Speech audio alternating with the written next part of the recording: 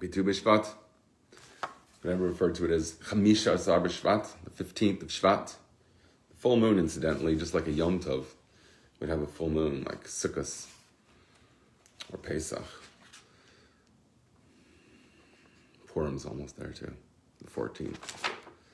So I wanted to learn the Arizal's interpretation of the 7 species. Good morning. The 7 species by which the Holy Land is praised. 7 of which are fruits. The first 2, I'll just read you the verse. A land of wheat and barley, of vines, figs, and pomegranates. A land of olive trees and date honey. Let's go on a date honey. That's a nice little phrase. Date honey, it's not bee honey, though the Rebbe does refer to bees there also. Devera means bee.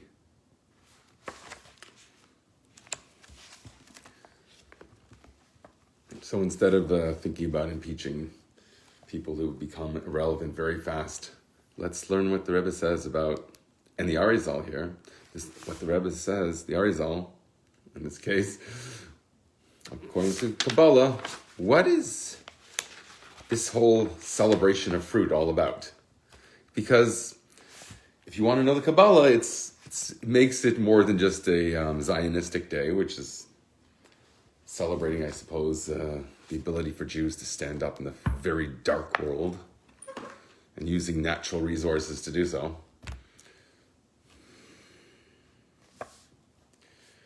But it has a lot. So it becomes part of the national culture this day. It's a very big day in Israel. Let's see if we can plume some depths of it and have a deeper understanding of what these fruit have to do with us. Is it just the simplest level? You're learning to say blessings on food. Which blessing do you say first on which? And you just have more gratitude towards what your maker gives you to survive and do so comfortably and juicily. So you have fruit. But the Rebbe actually starts with all 7 species, which represent the 7 types of Jews as the branches on the menorah. The candelabra in the Holy Temple had 7 branches, all coming from one spine, indicating that we all come from the same source, but we branch out into different personalities. So you have these different aspects of produce, you have grains, you have fruit. And what does each one mean according to Kabbalah's Ha'arizal, the Arizal's Kabbalah? The introduction to it is beyond cool. The Rebbe says every Jew is at B'chinas Elokim. I don't even write. When I know someone's writing that word all over their page, I know that they're probably like a little bit J for J type of thing. We just don't write that name all the time. Hashem, God, Besti. Besti's probably the most popular right now. But here we have a verse that says we're all at the level of Elokim, as it says in Tehillim, I have said to you, you are lords. Okay, so we spoke about that a bit before, so I'm just going to pass by that and get right to the hours. And then he goes on to say, you're not just Elokim, but you're Chelik Havaya, and not even that, you even surpass that. We are elevated to a level beyond God's name, the Tetragrammaton. So this is Tafshin Nun Beis, Krach Aleph, the last sikh in it. He brings explanations according to the Arizal.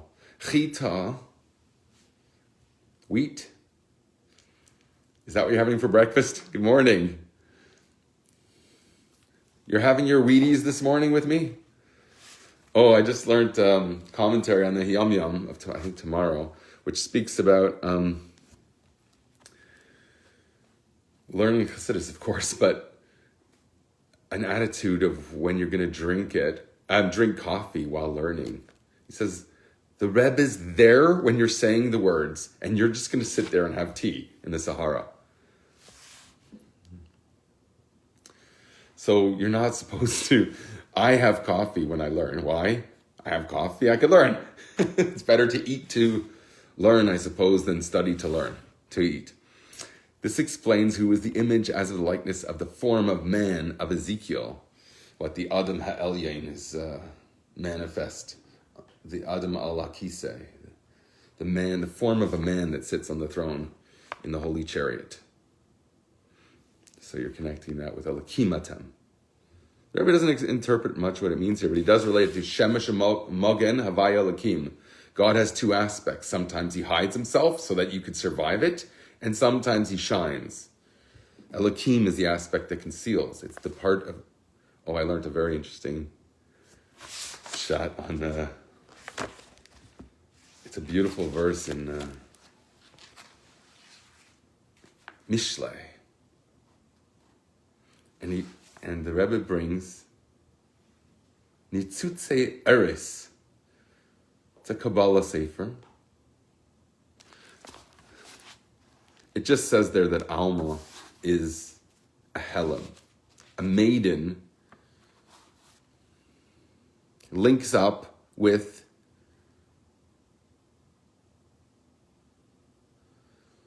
what's alluded to by the number 50, incidentally, Kol. Kol Aveda. The Tzayar says that the third Masechta of the Bavas, the Nezikin, speaks about a lost, something that's lost. That's the theme of the third book of the, in other words, Baba Basra.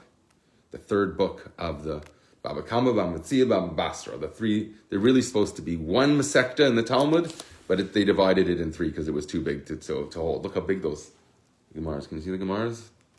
I don't think you can. Oh, you can do it on my left, over my left shoulder, which I don't know. It flips it around anyways. But the Rebbe brings his father's, who's a Makubal, interpretation, Likutei Levi Yitzchak, who Yael loves. So you're in the right place. That's probably why I had to interrupt my discussion of the produce and the fruits to just at least mention this.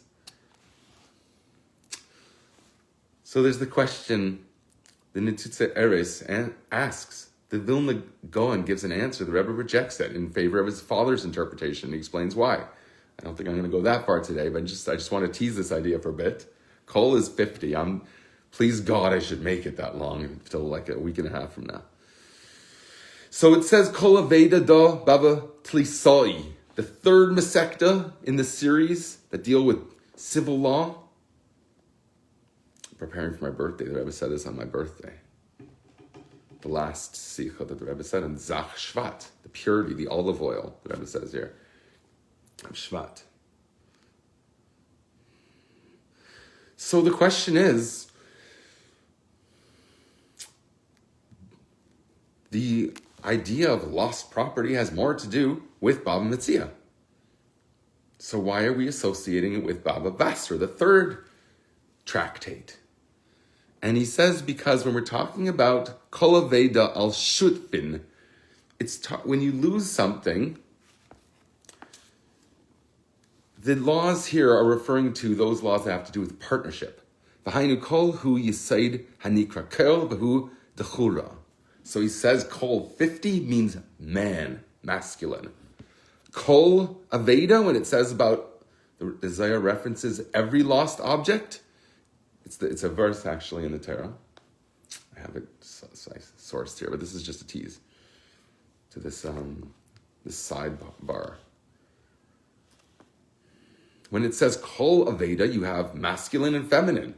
Aveda, lost property. A woman, Isha Nikras Aveda. A woman is called lost, interestingly. The reason why she's called lost is because she was once part of her soulmate. Like Adam and Eve, Adam and Chava were connected, besties, joined at the hip, thank you. And she became a lost property that he has to seek. It's the way of man to seek after the woman. A woman is not taken to a man, he must pursue.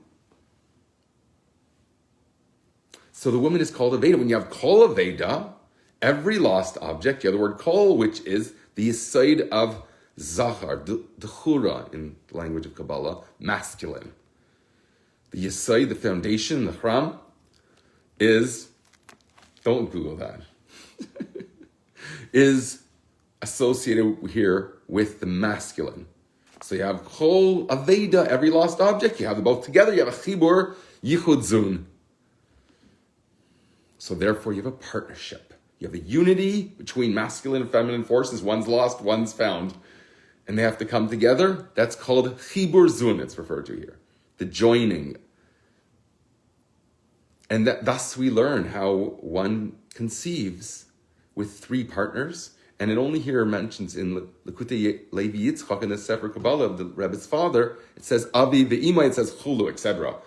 Talking about Hashem is the third partner. But here the point is how Hashem brings peace and unity and a chibur, bonding between man and woman, who are to be partners. That word, which became a more generic term for marriage, partners, it can refer to anything. The milkman and his whatever.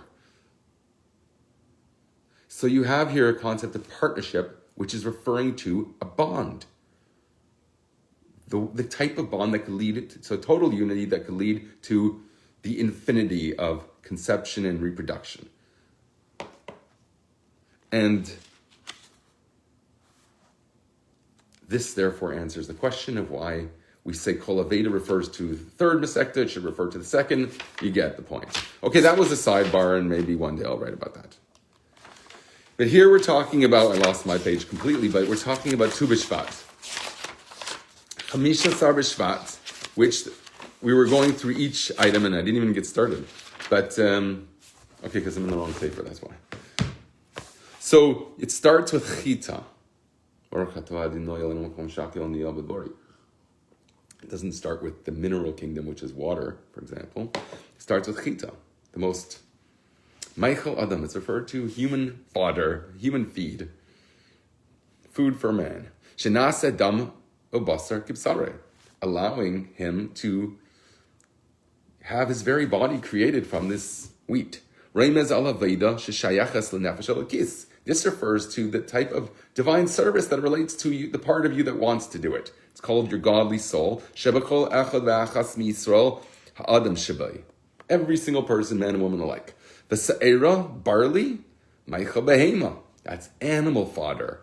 Kimasupar b'gemara. Keshe amar lehem sa'erim nasu yafais amru laiteu. Ubasar l'susim v'lechamayrim. Uvaser l'susim v'lechamayrim. Barley is food that you give to the horse and the donkey. You have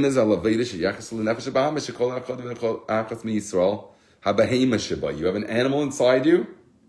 It's called the Nefesh HaBahamas, the one that wants to be in the Bahamas. The Geffen Tireshi Hamasamachas Hamasamach Elokim V'Anashim.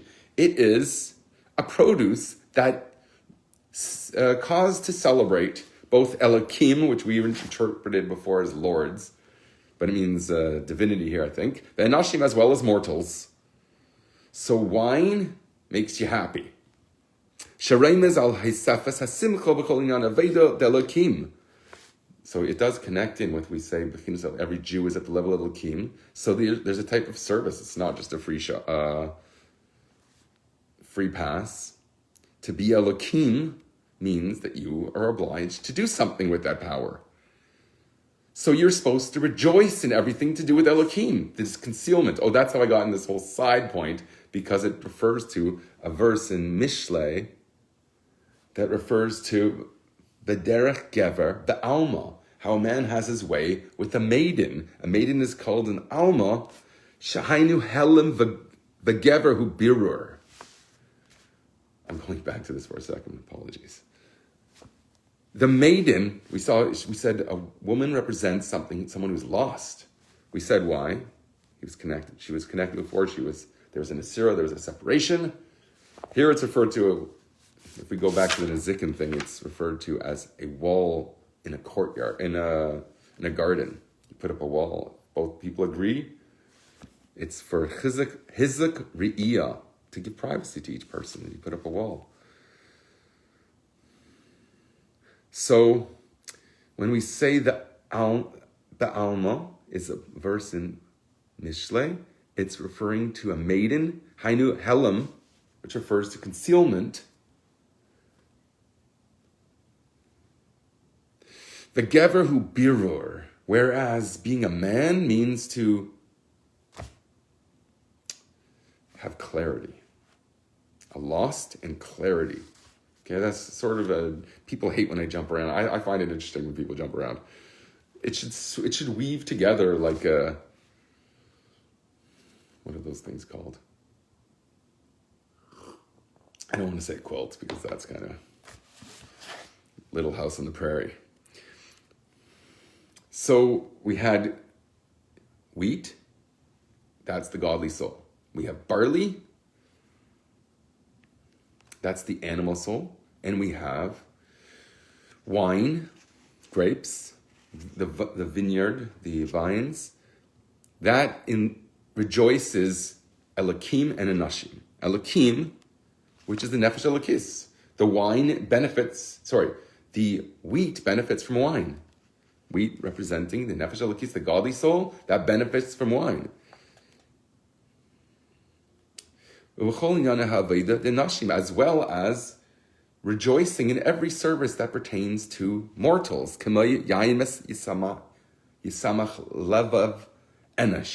Wine causes the heart of man to rejoice. Lashon chalishus. When we refer to man we had Gever before, we have Adam, Gever, Enosh. The word for man in Hebrew is Enosh, refers to his mortal, his weakness. Chalishus means his weakness, the vulnerability, the kryptonite. Kamay akuv halev mikol ve'enesh hu. Shekayal nefesh bahamis sa'era. So that's the animal soul. We had wine causes both the animal soul and the godly soul to rejoice. Okay, the wine was the first of the fruits, which we're celebrating the New Year's of the fruits today. Blessed is the fruit. Discussion of the soul of the convert being lost property in Shara Gilgulim. Okay, so we're seeing that a woman is the embodiment of what a convert is, which is a transformation. Chassidus, it means going into the world and confronting all the difficulties of being in exile and rectifying that situation coming up on top. So lost and found, it goes really well. The lost, a woman is described as being lost, thank you. The lost, don't see it as being lost, see it lost and found. You're found by bestie. The masculine forces are attracted to you, which means that you are empowered with the master of the universe, who's giving. That's a good thing. So you have wheat, barley, grapes. First of the 5 of the fruits.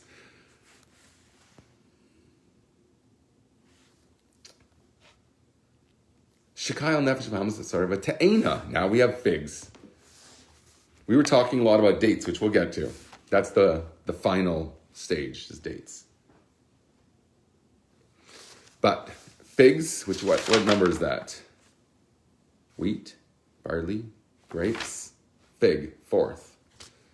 V'yispru Allah te'ena v'yasu lehem chagurais. God made a fig leaf garment, loincloth for Adam and Eve. It's made out of fig leaves, according to one opinion. I think there was 5 different opinions. Mamshich she v'ya'as gamer kisneis ar v'levesham. God caused them to dress in grease lightning leather. Or maybe it wasn't so grease lightning. It was just very cool leather garments that God sort of made for them. That's really cool. Kisnas and Reb Meir has an girsa. He has the version with an aleph, or, which is the transformation. The or means skin, or is it light? Is it a garment of light that God made for them? Reb Meir's version read with a An error. The Frierdiker Rebbe's Siddur had an error in it. Gadish instead of Kaddish, I think, means totally overflowing and spilling over. Gadush, I think was the word, instead of Kaddish. The Rebbe speaks about that. That sometimes when there's an error, it's good. The whole movie Brazil is based on an error. There, I think it's the Gariusa, the bad. So, a mayor is all about transforming the snake skin, Nachash HaKadmeni, the skin of the snake, and Tanya refers to here. It's the primordial snake. He has skin. He sheds it probably once in a while. Not very committed to his skin. He transforms that into light. Just add the aleph instead of the ayin. You get light. You get garments of light. Your thought, speech, and action, shining. It's not just the snake skin anymore. After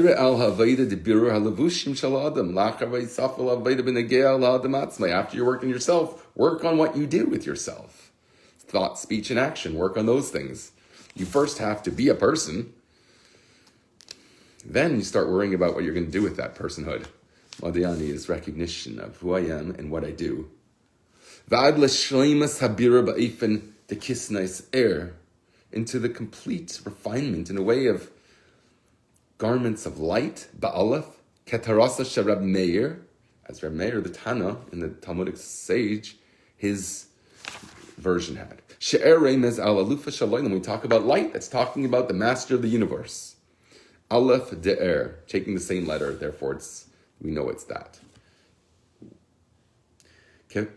Kefi shenimshach al yidei havav de'er. The aleph is drawn down through a vav, the 6, which is a masculine force. You take the alufa shalayim lamata ad la reish, to the poverty of the reish. It's one of the negative letters, the 3 last letters in the Torah. Reish and Taf. No, not the Taf, it's Sheker. Not the Taf is not included, but the 4 last letters. Mata ad lehareish de'er. Bedugmasa ba'aveda ha'adam she'er de'kolecha v'echad Yisrael hu gadol kol kach. So what this means to you is that you have so much light, ad shepeil afilu b'halavushim, that your garments also shine. Kiss nice. Fig leaf loincloths, or tunics. Kiss nice. Where else do we see that word? What did Yosef wear? He had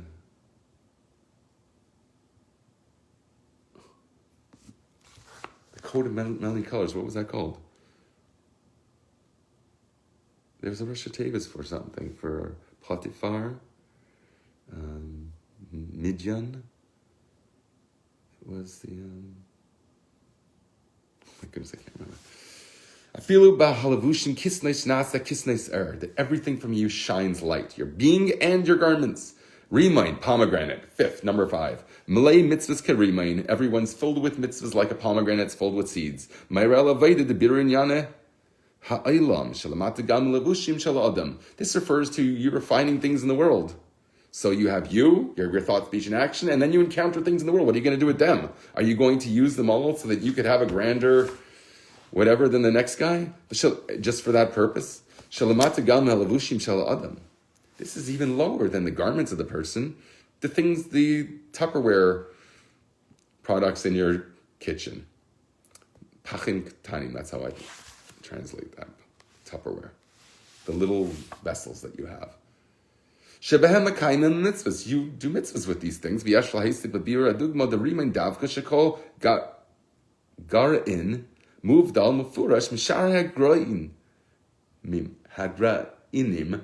So pomegranate also has something unique about it in that it has compartments. Each seed separated from the other. It's not like this big Cuisinart milkshake, but it's got separate, each one has a seed inside, doesn't it?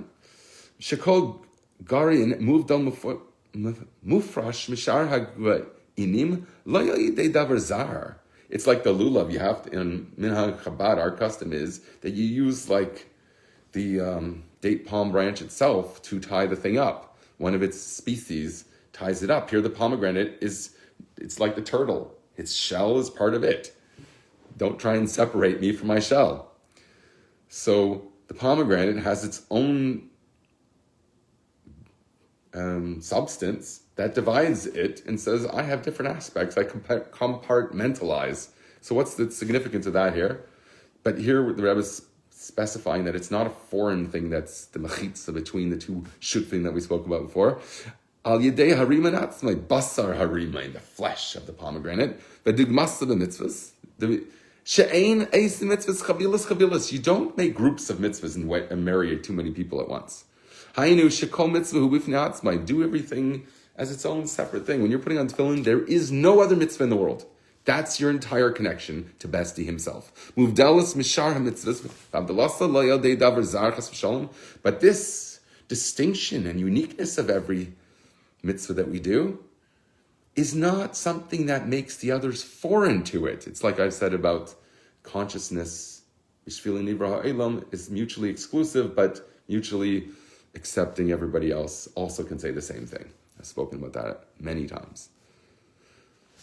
So the fact that they're all commanded by God means that the separation the pomegranate represents, we're filled with mitzvahs like a pomegranate, filled with seeds, showing that each one individually all comes from the same source. All mitzvahs, when you're putting on tefillin, it's okay that you're not getting stuck at the same moment. You're not giving charity because you're supposed to be using your arm to do that. God gives us time to devote to different things. Like a pomegranate, you never seen Havdil? No, I can't. They're not. I can't say Havdil. Marx Brothers are Jewish. When Groucho's eating peas, have you ever seen him do that? It's hilarious. Watch him eat peas with Groucho darshaning on his side in the hotel. It's hilarious. Aderek Havdalas Grine Harimain Zemizeh Al Yidei Basa Harimain. Aderek Zeben Ageil Inyan Ha'ilam. So too with all the things in your life. The hockey practices that you can't take your children to anymore, and all the Amazon ordering that they make you do all day. Shebehem mekaimim hamitzvahs. Shegam havdalasam ne'amitzvahs hu mitzad sivu yatera.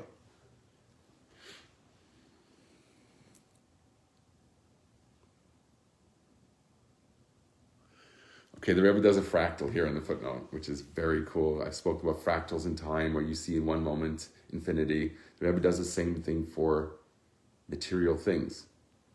Here we're talking about a pomegranate and how this teaches us that in every physical thing, it contains everything else inside it. It's a fractal, and the DNA look at fractals, they're fascinating.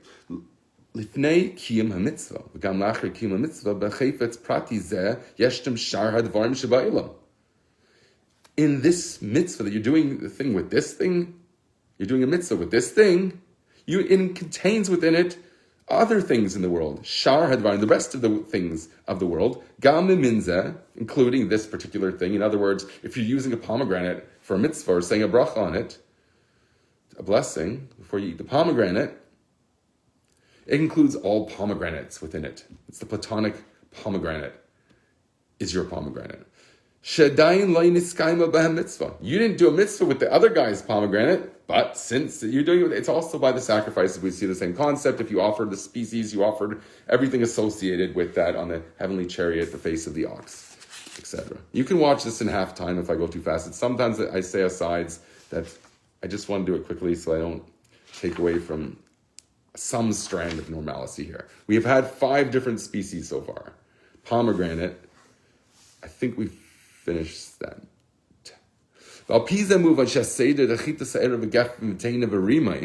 Ending with the pomegranate,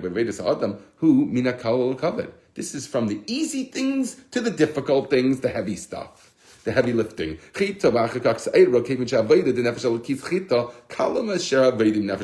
easier to have service when you're engaging your divine soul.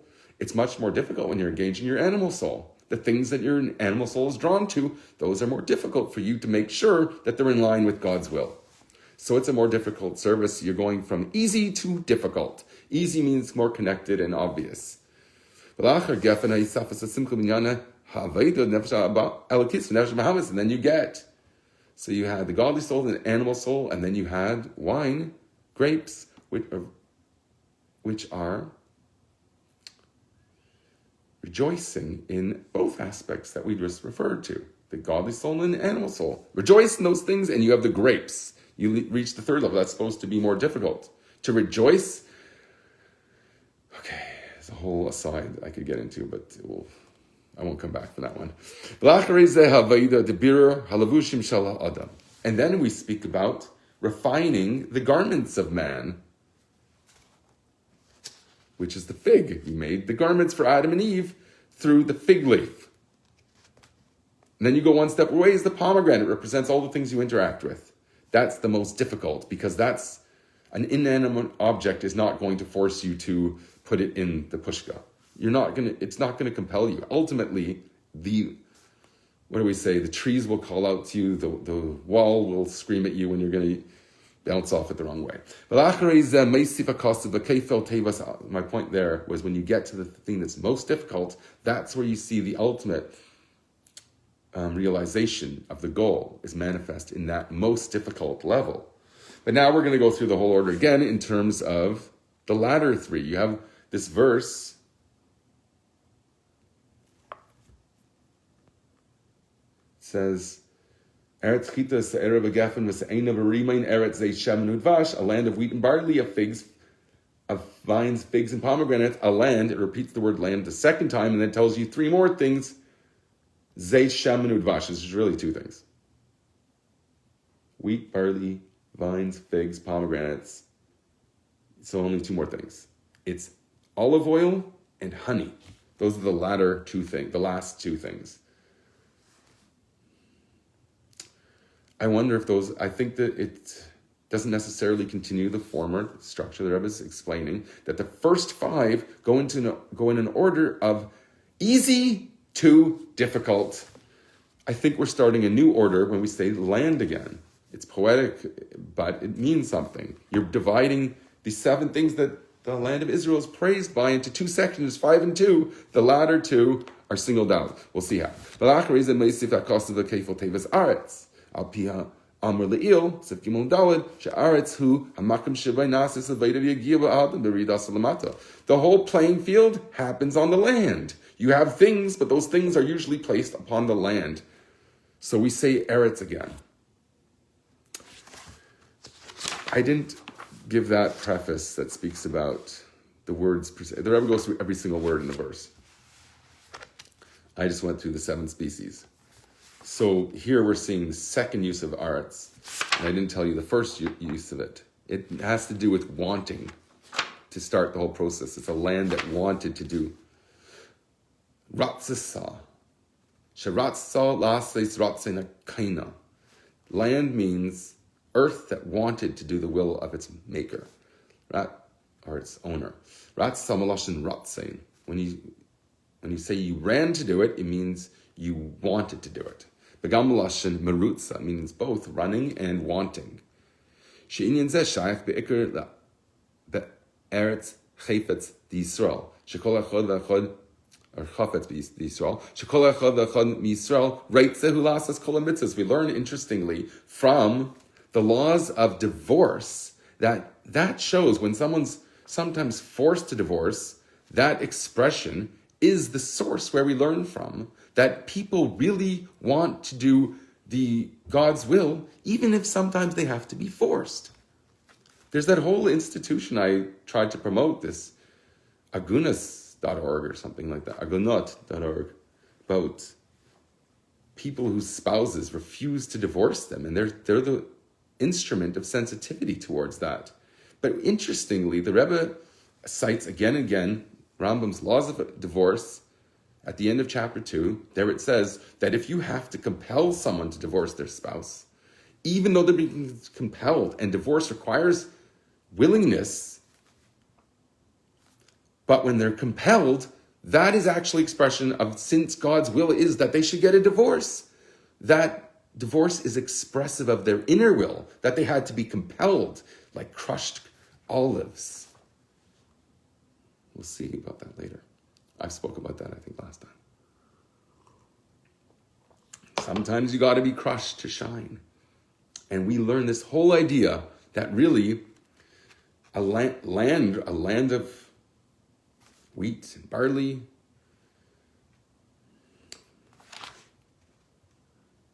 grapes, figs, and pomegranates. That all has to do with to what extent you desire to get in the game, step onto the playing field.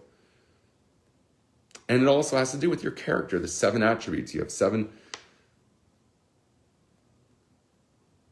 which is the Menera. Okay, so now we're saying the second time, we're going to have a new series. There's only 2 items in the series. We're going to introduce it by saying I'll land again.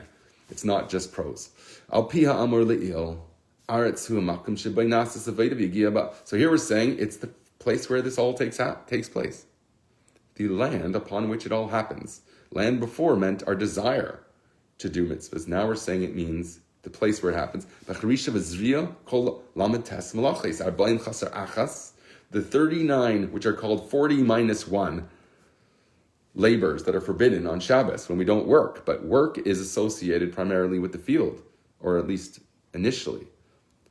Plowing, sowing, as well as the other 39, or the rest of them. Move on sha'aretz habes meiral aveda v'gia daily yiser. This is a greater type of aveda. It doesn't say more difficult yet. It says it's a greater service than the first 5. Sha'yidei zanase ilui gadol yiser. It brings you higher. Val derech hachiluk shebeina yigia decharisha shebishvil atzmicha legia decharifa bishvil limtzay avanim tevis magaliyes. As in the distinction in 2 different types of plowing, you plow a field for crops to grow, that's one thing. But there you dig in a different way. Do you dig? When you dig for precious gems and jewels. So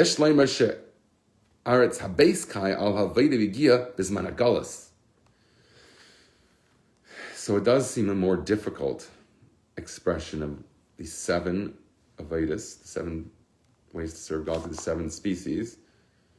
The second grouping does sound more difficult because it has to do with exile. We called it greater before. We didn't say it's more difficult, and now we said it's associated with the time of exile. Shemitzad gaidel yirida segalus. In fact, the greater you descend in exile, it requires greater work. Okay, so there we did call it yigia. In other words, it means arduous labor. Umemela nasis gam haliyah. So therefore, since you worked harder, you're going to rise higher. Yerida tzerech aliyah. Ba'ifan naila yeser, b'yeser seis, b'yeser eis. You're going to reach a higher with greater strength and might. We're going to understand what your role is through the difficult challenge of exile by understanding the last 2 items in the 7, which are olive oil and date honey. Is someone eating dates right now and saying a shechianu? I said shechianu last night, did you? How many mitzvahs do you have under your belt this morning? Is that the way your religion works? It's competitive? Some people are like that. I find it weird.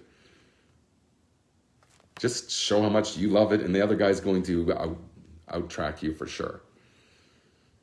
Zeis shaman, olive oil. Meira amazain ba'efen shamariris. That's a type of bitter food. Kalashin chazal al pasuk ala zayis taraf bafi. It's torn. There's another reference I found to the tearing wolf. Zev Yitzraf, I think this is saying. But remember, we have the dove coming back with the olive branch. Olive leaf. I think it was a leaf. Yeah, but mezenaisai maririn kazayas. And he says, the symbol of this is that one wants Besti to be a chef to provide for him rather than be subservient to someone and get an indignant manner.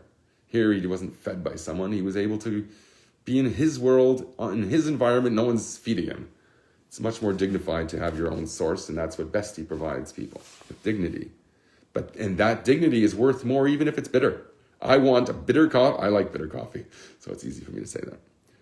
Not the Turkish variety, though, mind you. Don't give me Turkish coffee unless you want to really make a statement. And this also represents the idea of transforming bitter foods to something that can sustain you.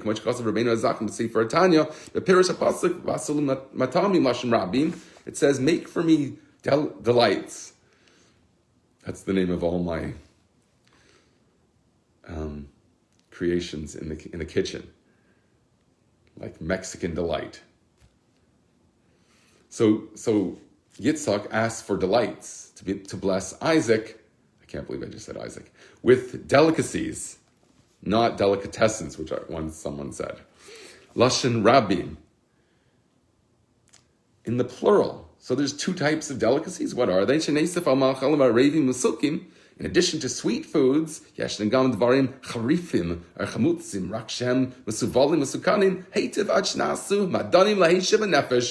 spicy foods can make you alert, can revive your soul.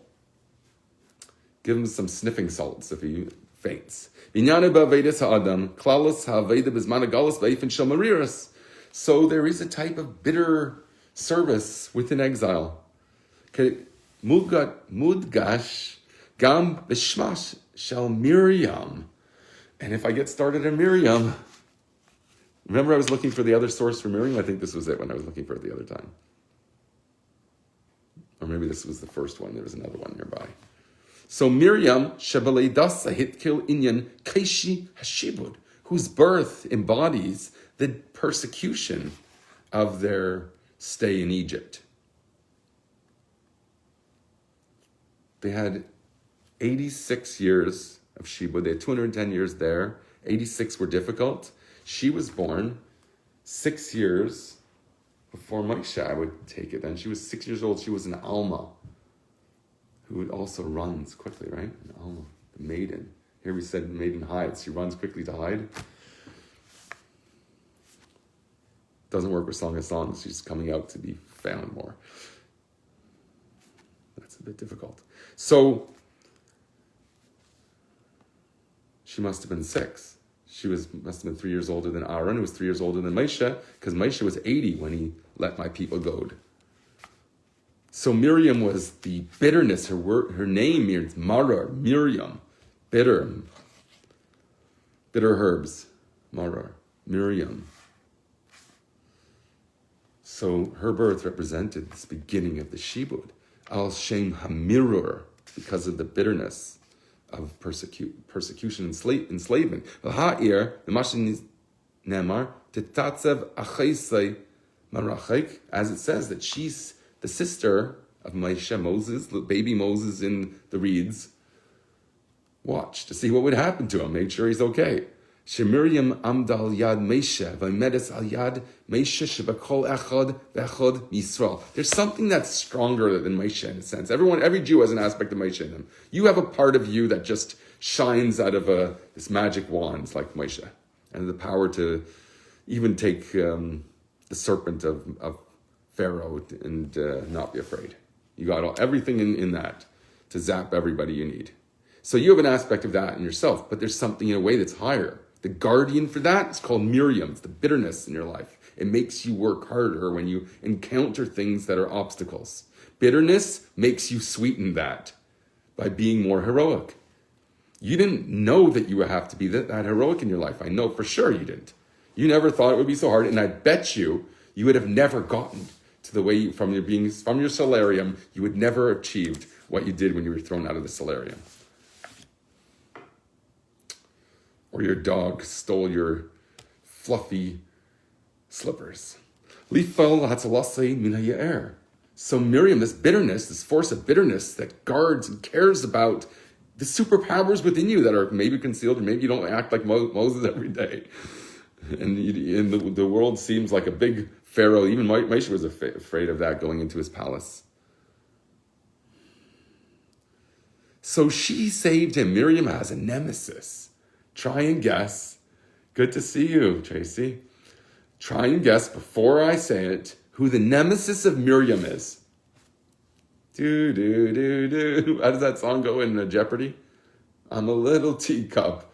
Great song just to make Who would watch that show if they play that I'm a little teacup every time the guy's trying to get the answer? I couldn't watch that for that alone. So who's the nemesis of Miriam?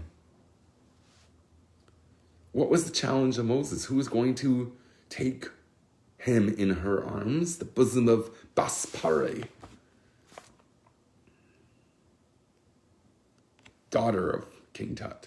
Al Hayaer on the Nile. Bita Shapare Melech Mitzrayim Shayamesha Bakipa. He was the grand poobah of the world, and he had a daughter. You could expect that she got whatever she wanted. She wanted little Mesha. That was a dangerous state to put a Jewish kid in. Put him right into the palace of all the Tumah of Ervas Haaretz, the nakedness of the world. Put him right in the palace. Great place to grow up. Thank you. Where does he go, though, for his formative years? Miriam takes him back to Yocheved, his mother, and he has a good kosher upbringing with proper nourishment from a kosher source. He refused to nurse from any non-kosher source for him, which is wet nurses. He was the passionate. The person who's going to speak the words from Mount Sinai should only have everything kosher in every hiddur, with all the finery. So the daughter of Pharaoh, Uba'amda al-Hayar, and standing on the Nile, which was the source of the whole power of Egypt, Shemeira al-Tekef de Malchus Tepare, Paula Atzla be'inin atzalas Shemesha minan Yair. This force is to save a person from that conflict. Wow, Baspare, but what was she doing there? She was converting. She was doing tshuva in the ultimate way, transforming everything to be this princess of darkness, instantly becoming someone who's purified. And she had the magic arm. That's... You have so much things about the Amad, like Moshe was 10 feet tall. He had a stick 10 feet tall. Oh, 10 amas rather, 15 feet. Para was 1 amma. Her arm stretched out many amas so that she could reach out to Moshe. She had extra powers to be able to reach this thing. No matter how safe you try and make him in the reeds, so that he doesn't go to the heavy waters of the Nile, which represented idolatry, she took him right into the palace. But guess what? Firstly, she gives him his mother, source of his nourishment and care, his formative years, and he grew up very quick. He was mature enough to handle being in Pharaoh's palace and survive, even when he was young enough to steal or try to steal his crown. It's a playful thing, but it was symbolic, and it led to his ongoing stutter until even when he approached his father, Daddy Pharaoh, later on, he still had a stutter. We spoke about that before.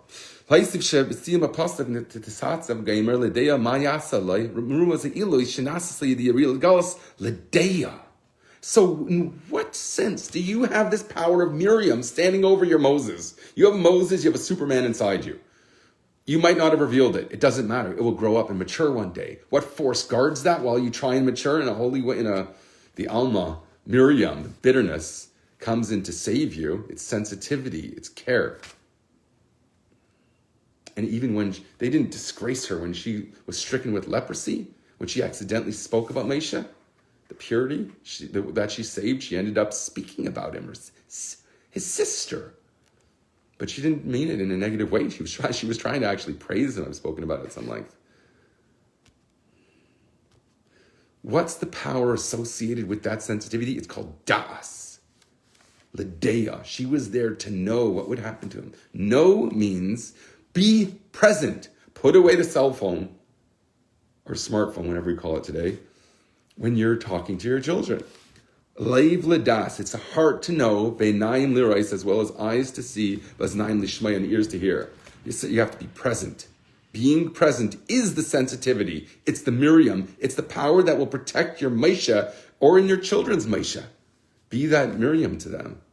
Be there to don't let them just fall in the Nile. That's not our way. We empower our children. We give them every privilege we possibly can afford to make them on top of the world. We don't have to teach them lessons. The world is difficult enough. There's turbulent waters in this Nile. But we have a sensitivity of Miriam standing nearby for us to have knowledge, a heart, get a heart from these turbulent waters. Ma, ledea ma, to know what will become in ma, bittel. If you're going to enter the very scary realm of subjecting yourself to God, you need a force that's going to protect you. The naive person needs the henchmen. The Rebbe was surrounded by strong, forceful people that didn't take anybody's lazy legs around the Rebbe. They pushed you through the line. If you're going to just be the sheep that gets pushed and you have no forces to protect you, bittul means making yourself a soldier to the right cause, not a sheep to the right. Can I make a mixed metaphor? Stream, okay? Sheep's stream also. Shalamailo nidas. There's something greater than knowledge, which means presence. It's called bittul. Means fight for the right cause. That's the way I'm translating bittul. Rabbi Yossi Paltiel said you cannot translate bittul. You have to say the Hebrew word. I'm now translating it as fight for the right cause. I think that's a good translation of bittul. Self-effacement. What does that mean? Be Miriam on the front line for the right cause. She had both. She had sensitivity for the right things, to protect her brother, to stand by his side, to make sure that when he goes into the very difficult world, and did he look like the way he did in that movie with all the fancy of King Tut, Moshe Rabbeinu? Wow. Yes, he probably did. Yosef also. Probably Sarah also when she went to marry Parai. This is higher than das. You want to know where the lamed vav is? The loy to him. Those who are devoted to him. We said before. Oh, here it's going to say. Him means loy 36. What does it mean to be lamed vav? The Rebbe doesn't put it in the context of the 36 righteous, but I am. So, Shenimshechas misgala b'chol prate hamidas. To the Rebbe, loy 36 means being a good person, having a good character, caring about another person with 7 aspects that God gave you. That all of them should be in line, not just a handful of them. Upamim vav, vav pamim vav. You have 6 times 6. Each one intermingles with the other 6. Shisha midas kafisha klulim meshisha mispar lamed vav. You want to know what the lamed vav is doing? You have 3 things. You have sensitivity to give knowledge. Then you have something above that. It's bittul. Know whose flag to wave. And then you have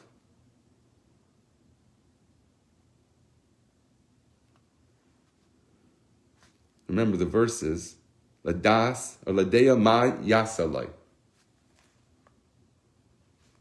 Manasis. No, ma yasalai. It skips the word yasa. He darshans the 3 words, dea ma loy. He skips yasalai. Interestingly. What would happen is not our concern. Our concern, yasa means what happens. Loy to him. Our concern is now what do you do? We only can control how we're going to react. Loy is someone who reacts with a refined character. Every aspect of him is refined. That's the lamed vav. Doesn't have to be a guy with a big rabbi hat. We're tired of the days of rabbi hats. I think we all can agree on that. Anyone who's watching to me at this hour knows that we're all tired of that. We don't need another hat to worship. Worship ideas that are representative of divinity. That's something worth worshiping. That's what the aspect of the divinity expressed through Torah. I don't know if you're allowed to worship Torah, but it says that it's one with God.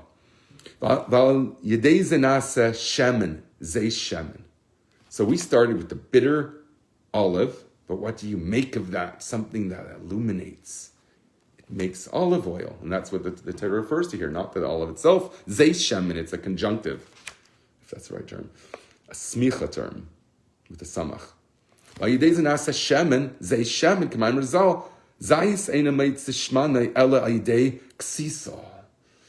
Olive oil only is acquired through crushing.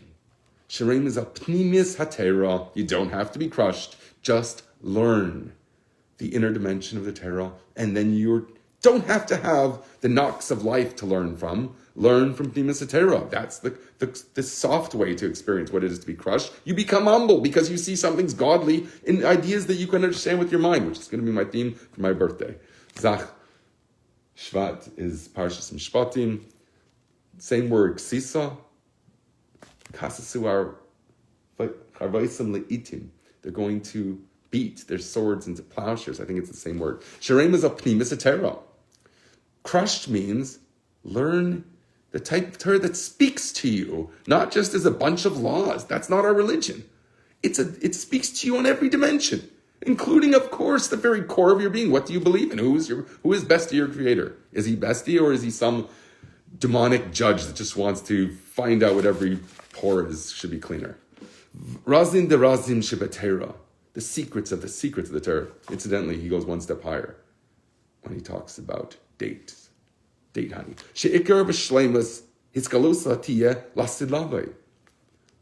In the future redemption, which is happening now, as the Rebbe says, the source I'm getting to, it says it's a psak-din of the Rabbanim. And the kings are the rabbis, and the Rebbe says what they paskin. They paskin that Mashiach's coming now. If someone denies that, in my opinion, they're embarrassed of the Rebbe for saying such an incredible statement.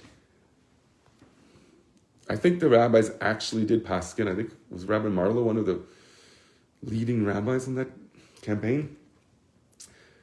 We'll get to that another time. Sharem is al pnimis atera, razin the shivitera, she ikar shlemus itzgalus tiyeh lasid lavei lachrei v'yidei hakdamas ma'asenu v'asenu kolzman meshech hagalas. We do work now. We're going to get rewarded now, which means lasid lavei. Udvash, what's honey? Dvash tmarim, date honey. Shetmarim mulachrei shivim shana. Shemera ribuya veda. Dates only come after 70 years of gestation on a date palm tree. Shemera al ribui haveda v'gia yesim shara peris. The most work that you possibly do to give fruit. So it's the long gestation, 70 years. Remember, that's the number of years of the exile that we nullify. Amen Yehesh Rabbah. But Yedei Zedav Kanase Hadvash Sharem is al Shleimas Agilui de Pnimis Atera. And from this, you make honey. From what? From working hard. Al Ribu Haveda, lots of investment of our efforts. The Yagia, the Yeser Mashara Peres. So dates mean something that's worked on itself in a way that's superior to all the competition. This makes honey. The ultimate perfection of the revelation of the inner dimension of the Torah. More so than olive oil, which lights up. It's the sweetness. That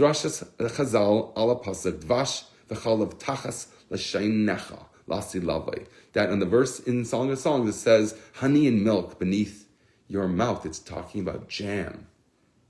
It's not talking about bee honey, though the Rebbe speaks about bees. On the next page. I spoke a little bit about that before. So that's talking about the secrets that will be revealed. The esoteric aspect, dimension of the Torah, the Pnimis Torah, is honey. Also it says milk, but that's not one of the... Eretz Yisrael is called Eretz Zavas Chalav Udvash, which means flowing with milk and honey. So it does reference milk there, but not amongst the 7 species. Milk would be product of an animal rather than species of produce. Different category. And here we don't say what it represents. I think it has to do with development, maturation. Bina, milk, comes from the heart. That's where milk stems from.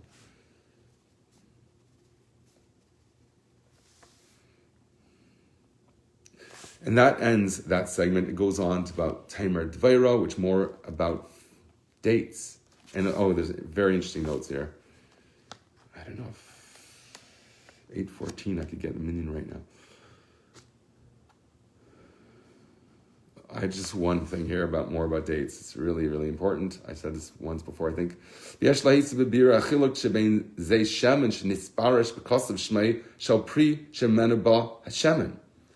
shemen says the oil of olives. So it specifies olives, whereas honey is only alluded to. It says honey, maybe it means bee honey.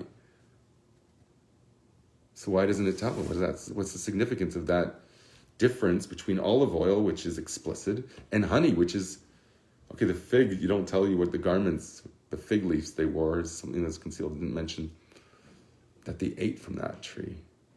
They hint to it. Different idea, anyways. Dvash shalei nisparish b'kasav shmei shel hapri. It doesn't say that it's a date, honey. Illustrating the difference by the fact that the former item, which is olive oil, speaks about learning the inner dimension of the Torah, the raz and the secrets of the Torah, we said, through the bitterness of exile, zayis, an olive, which brings to the revelation of the inner dimension of Torah, which is likened to shemen, lasi lava, in the future to come. Ve'ilu.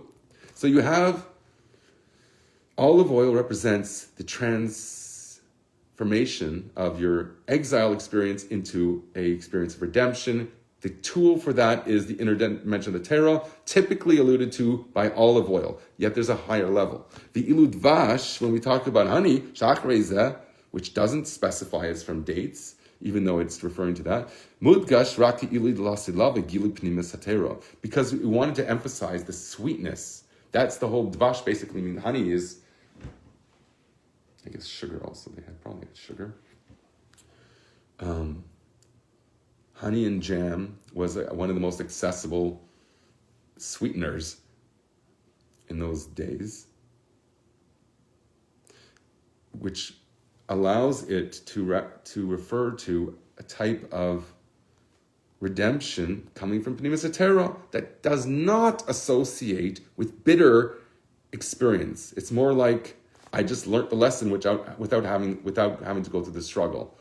So it's more of a pure expression of the future to come as opposed to the transitional stage of olive oil, the bitterness of Miriam. Have a great morning, a great day.